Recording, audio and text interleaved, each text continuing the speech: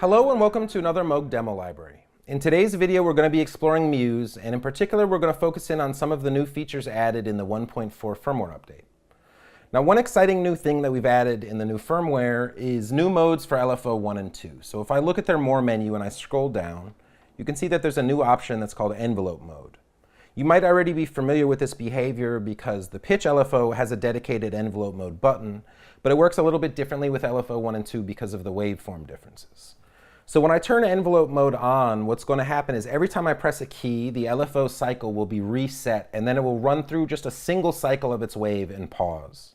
So it's going to work a little bit more like an envelope would rather than a cyclical function like an LFO. I'm going to go ahead and turn it on for LFO 2 as well, so I can use both of them. It's also worth noting that if I press the Global Modulation Edit button, that the global LFOs that we've added in the 1.4 firmware also feature Envelope Mode. But for now, let's just focus on the LFOs for timbre A. So you can hear where I'm starting from. I have an initialized patch. It's just using oscillator 1 set to a sawtooth wave, and the filter is wide open. So let's hear how that sounds.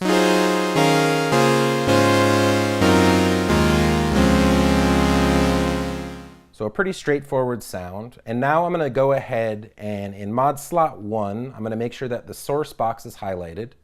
I'm going to click down the select encoder so that the text blinks, and then I'm going to go ahead and hit the assign button for LFO 1.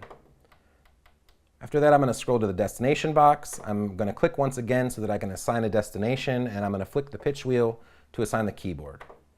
This destination will modulate anything that's tracking the keyboard, so if you have keyboard tracking on for the filters or the modulation oscillator, it will also affect those, but it will always affect the oscillators, and it will modulate their pitch. So I'm going to go ahead and set this first destination to around 20%, and let's hear how it sounds with LFO 1 running in envelope mode.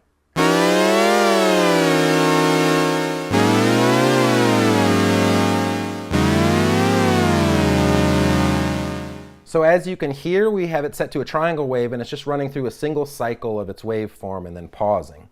We can speed that up so that we get something more like a little blip at the beginning of the note. So just a quick bend versus if I get it really slow. I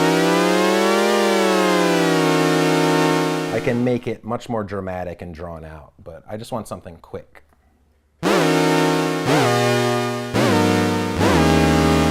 You can also hear that it's pushing the pitch upwards. If I wanted it to push it downwards and then come back up and settle to the pitch, I can set it to a negative depth, like -20, you can hear.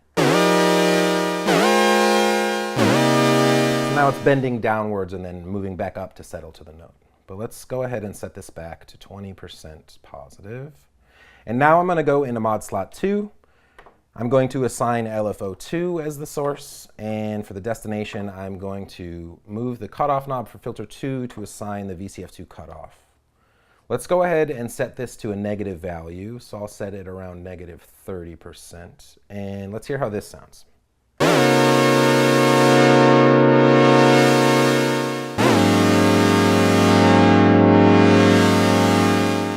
You can hear that LFO 2 is set much slower than LFO 1, so let's go ahead and increase the speed a little bit.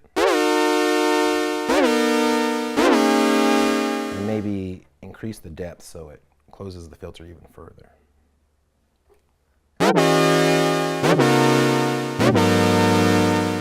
So now you can hear I have a little blip happening on the pitch and also bringing the filter down really quickly, and let's maybe slow it down a little bit from where I set it.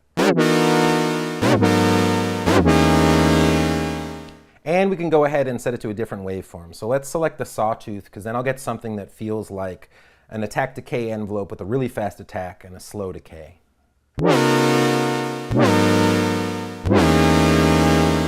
So you can hear it's just jumping straight down with the filter and then settling back up to the filter's current setting.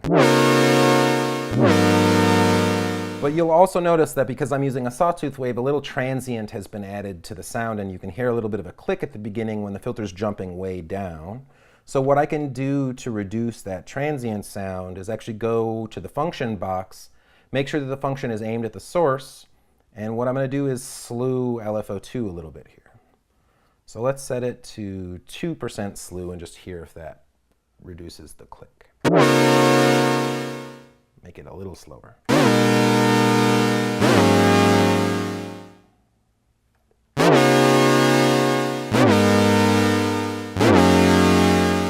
So you can hear we can slew it so slow that we stop even hearing that cycle, so it's a matter of finding the right compromise between the LFO speed and the slewing speed.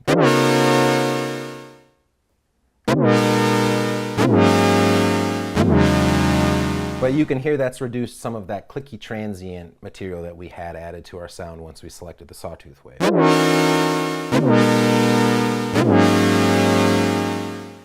And this is just scratching the surface, because then we can go into some of the user waveforms. So let's say we actually select user waveform and go back into the LFO2 menu, and let's listen to how a few of them sound. So right now we'll listen to Chebby, which is based on a Chebyshev wave folder.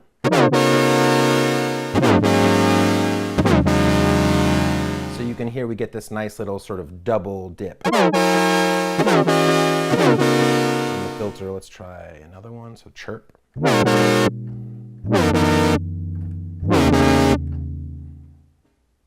Faux delay. Fold flat.